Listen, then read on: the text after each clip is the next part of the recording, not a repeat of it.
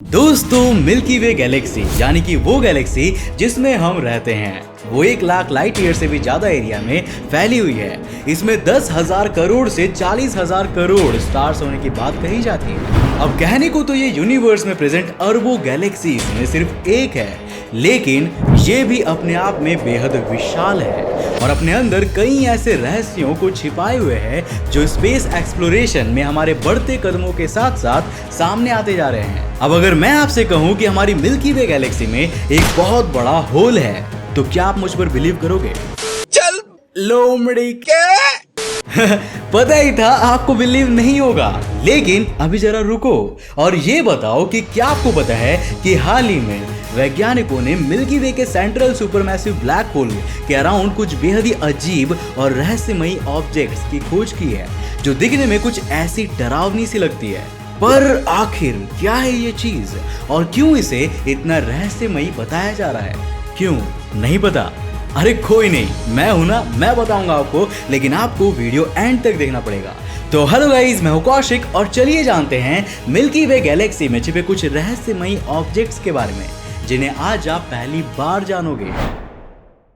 दोस्तों, हाल ही में European space agency यानी कि एसा का गाया स्पेस टेलीस्कोप जब मिल्की वे में मौजूद मॉलिक्यूलर क्लाउड्स की साइज और शेप का एक 3D मैप बना रहा था, उस समय हमें इन मॉलिक्यूलर क्लाउड्स के बीच एक बहुत बड़ा वॉइड मिला जो करीब 500 लाइट ईयर्स में फैला हुआ है। मॉलिक्यूलर क्लाउड्स आज से करीब 1 करोड़ साल पहले मौजूद उन स्टार्स से बनते हैं जिनमें सुपरनोवा एक्सप्लोजन हुआ होगा। ये बेसिकली डस्ट और गैस के क्लाउड्स होते हैं और इन जगहों पर नए स्टार्स के बनने का रेट बहुत ज्यादा होता है। जब हम आसमान में पर्सियस और टॉरस कॉन्स्टलेशंस की ओर झांकते हैं तो हमें ऐसे मॉलिक्यूलर क्लाउड्स बहुत ज्यादा संख्या में दिखाई देते हैं, लेकिन हाल ही में हमने इनके बीच जो खोजा वो बड़ा ही रहस्यमयी और इंटरेस्टिंग था, क्योंकि आज तक की स्पेस एक्सप्लोरेशन में हमें इनके बीच मौजूद 500 लाइट ईयर्स में फैले इस विशालकाय वॉइड के बारे में कोई भी जानकारी नहीं मिली थी। अब जैसा कि अपनी अंतरिक्ष टीवी फैमिली को पता ही होगा कि वॉइड्स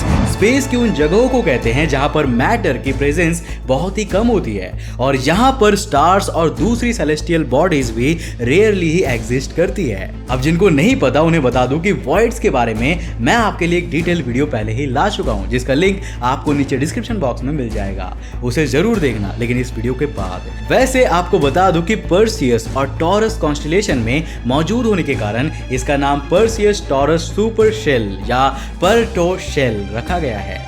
अब जैसे कि मैंने आपको बताया था कि इस विशाल वॉइड के बारे में हम इससे पहले कुछ भी नहीं जानते थे। इस वॉइड को और भी मिस्टीरियस बनाती है वो जगह जहां पर ये मौजूद है। दरअसल ये वॉइड मॉलिक्यूलर क्लाउड से घिरा हुआ है जहां पर कई स्टार्स एग्जिस्ट करते हैं और कई स्टार्स का फॉर्मेशन भी होता रहता है, लेकिन 500 लाइट ईयर्स की ये जगह बिल्कुल खाली पड़ी हुई है। अब सवाल ये उठता है कि आखिर ऐसा क्यों है और ये विशालकाय वॉइड कब और कैसे बना होगा? इसके बारे में हमारे पास फिलहाल तक कोई भी डिटेल्ड इंफॉर्मेशन तो नहीं है, लेकिन साइंटिस्ट इसके फॉर्मेशन को लेकर 2 थियरीज देते हैं। पहली थियरी ये कहती है कि आज जिस जगह पर ये वॉइड मौजूद है, आज से लाखों सालों पहले उसके सेंटर में एक खतरनाक सुपरनोवा एक्सप्लोजन हुआ होगा। इस सुपरनोवा एक्सप्लोजन ने अपने आसपास के एरिया की सारी गैस और डस्ट को बाहर की ओर धकेल दिया होगा और ये 500 लाइट ईयर्स की जगह बिल्कुल खाली हो गई होगी। और यही कारण है कि इस वॉइड में बहुत ही कम मैटर बची है, लेकिन इनके आसपास विशालकाय मॉलिक्यूलर क्लाउड्स आज भी प्रेजेंट है। हालांकि कुछ साइंटिस्ट इस थियरी से कंप्लीटली एग्री नहीं करते हैं। वो मानते हैं कि इतने बड़े वॉइड के बनने के पीछे सिर्फ एक सुपरनोवा एक्सप्लोजन का हाथ तो नहीं हो सकता। इस जगह पर थोड़े थोड़े समय बाद कई सारे सुपरनोवा एक्सप्लोजन्स हुए होंगे। हालांकि फिलहाल तक हम इन दोनों थियरीज की एक्यूरेसी के बारे में कुछ भी नहीं कह सकते। वैसे आप इसके बारे में क्या सोचते हो? अपनी राय हमें नीचे कमेंट सेक्शन में देना मत भूलना। चलिए अब बात करते हैं गाया एनसेलेडस की। अब इसके नाम को सुनने के बाद आपको ये कोई मून लग रहा होगा या फिर कोई स्पेस मिशन, लेकिन ऐसा बिल्कुल भी नहीं है।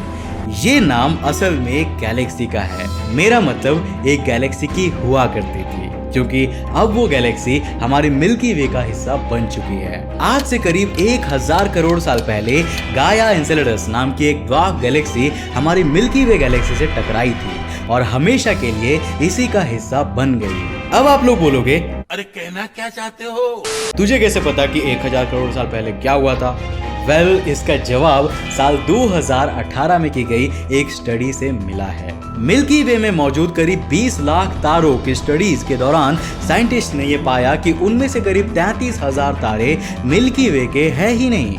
हमारे सुपर मैसिव ब्लैक होल के अराउंड उनकी मूवमेंट बाकी तारों के कंपैरिजन में काफी अलग है और उनकी केमिकल कॉम्पोजिशंस में भी काफी डिफरेंस देखा गया है। जब साइंटिस्ट ने इस डेड गैलेक्सी की साइज को कैलकुलेट किया तो ये पता चला कि ये गैलेक्सी मिल्की वे से करीब 5 गुना छोटी थी और आज मिल्की वे में मौजूद 5000 करोड़ तारे उसी गैलेक्सी के टकराने से हमारी गैलेक्सी में आए थे। साथ ही साइंटिस्ट ये भी कहते हैं कि अगर ये गैलेक्सी हमारी मिल्की वे से ना टकराई होती तो शायद हमारी गैलेक्सी आज जैसी नहीं होती। कुछ साइंटिस्ट तो ये भी मानते हैं कि इसके बिना हमारे सोलर सिस्टम पर भी इफेक्ट पड़ा होता और हमारी धरती पर लाइफ जैसी कंडीशंस एग्जिस्ट ही नहीं करती। धरती से करीब 31,300 लाइट ईयर्स की डिस्टेंस पर कैरिना कॉन्स्टेलेशन में स्थित ग्लोबुलर क्लस्टर NGC 2808 को उस डेड गैलेक्सी का सेंटर माना जाता है। मतलब आज हमारी गैलेक्सी में जो NGC 2808 ग्लोबुलर क्लस्टर है ना, वो एक समय पर गाया एनसेलेडस गैलेक्सी का सेंटर हुआ करता था। अब दोस्तों, आप ये तो जानते ही होंगे कि मिल्की वे का सेंट्रल सुपरमैसिव ब्लैक होल, जिसका नाम सैजिटेरियस A स्टार है, वो हमारे सूरज से 40 लाख गुना ज्यादा मैसिव है। अब यूं कहा जाए तो मिल्की वे का हर एक ऑब्जेक्ट इसको ऑर्बिट कर रहा है, लेकिन कुछ ऑब्जेक्ट्स ऐसे भी हैं जिनके बारे में हम बहुत कम या फिर कहे तो ना के बराबर जानते हैं। ऐसे ही ऑब्जेक्ट्स है जी ऑब्जेक्ट्स। कहने को तो ये गैस और डस्ट के क्लाउड्स होते हैं, लेकिन इनकी प्रॉपर्टीज किसी स्टार जैसी होती है। ये हमारे सुपर मैसिव ब्लैक होल के अराउंड एक ऑर्बिट को कंप्लीट करने में 100 से 1000 सालों तक का समय ले सकते हैं और ये उस ब्लैक होल से ज्यादा 0.13 लाइट ईयर्स की डिस्टेंस पर प्रेजेंट होते हैं। कुछ साइंटिस्ट ये मानते हैं कि जी ऑब्जेक्ट्स असल में स्टार्स ही होते हैं, लेकिन इनके चारों ओर डस्ट और गैस के थिक क्लाउड्स जमा हो जाते हैं जो उनकी ब्राइटनेस को पूरी तरह से कवर कर लेते हैं। यूनिवर्सिटी ऑफ कैलिफोर्निया के department of physics and astronomy के एक एस्ट्रोफिजिसिस्ट प्रोफेसर एंड्रे गेज की लीडरशिप में उनकी टीम ने साल 2005 में पहले जी ऑब्जेक्ट को खोजा था, जिसका नाम G1 रखा गया था। अरे ये वाला जीवन नहीं, बल्कि ये वाला। इसके बाद साल 2012 में जर्मन एस्ट्रोनॉमर के एक ग्रुप ने G2 की खोज की थी। हाल ही में इंटरनेशनल एस्ट्रोनॉमर की एक टीम ने ऐसे ही 4 और ऑब्जेक्ट्स G3, G4, G5 और G6 को भी खोज निकाला है। साइंटिस्ट ये मानते हैं कि एक समय ये सभी ऑब्जेक्ट्स बाइनरी स्टार सिस्टम हुआ करते थे, लेकिन ब्लैक होल की अनबिलीवेबल ग्रेविटी के कारण ये आपस में कोलाइड हो गए और उन्होंने एक बड़े स्टार का फॉर्मेशन कर लिया। इनके चारों ओर मौजूद डस्ट और गैस के क्लाउड्स ऐसे ही कोलिजन का रिजल्ट है। मतलब है ना काफी अमेजिंग। अब मैं आपको धरती से करीब 6500 लाइट ईयर्स दूर नॉर्मा कॉन्स्टेलेशन में स्थित एक ट्रिपल स्टार सिस्टम एपेप में ले जाने वाला हूँ। इसका असली नाम 2XMM J1600 50.7 514245 है, लेकिन इस ट्रिपल स्टार सिस्टम के 2 स्टार्स वुल्फ-राइट बाइनरी है, यानी कि तबाही का दूसरा नाम। वुल्फ-राइट बाइनरी ऐसे स्टार्स को कहते हैं जो एक दूसरे के बहुत क्लोज ऑर्बिट में होते हैं और एक दूसरे से टकराने के लिए बिल्कुल तैयार नजर आते हैं। जब ये स्टार्स कोलैप्स करते हैं तो ये इंटेंस गामा रे बर्स्ट को रिलीज करते हैं और जैसा कि आप सभी जानते हैं कि गामा रे बर्स्ट यूनिवर्स की सबसे एनर्जेटिक और ब्राइट बीम्स होती है जो बेहद डिस्ट्रक्टिव होती है। इसका नाम एपेप इजिप्ट के स्नेक गॉड एपेप के नाम पर रखा गया है, जिन्हें दूसरे को परेशान करने और डिस्ट्रक्शन करने में बहुत मजा आता था। साइंटिस्ट को एपेप स्टार सिस्टम में वुल्फ-राइट बाइनरी के होने की बात सबसे पहले साल 2018 में पता चली थी। ये मिल्की वे में आज तक के खोजे गए पहले वुल्फ-राइट स्टार है। जब ये स्टार्स घूमते हैं तो चारों ओर पिन व्हील पैटर्न में मैटर को फेंकते हैं। हालांकि ऐसे स्टार्स काफी रेयर होते हैं। दोस्तों, हमारे लोकल क्लस्टर ऑफ गैलेक्सीज में 2 सबसे बड़ी गैलेक्सीज है, एंड्रोमेडा और मिल्की वे। एंड्रोमेडा मिल्की वे के कंपैरिजन में लगभग 2 गुना साइज का है। इसके अलावा हमारी लोकल क्लस्टर में कई सारी छोटी छोटी गैलेक्सीज भी एग्जिस्ट करती है। इन्हीं में से एक है मेसियर 32।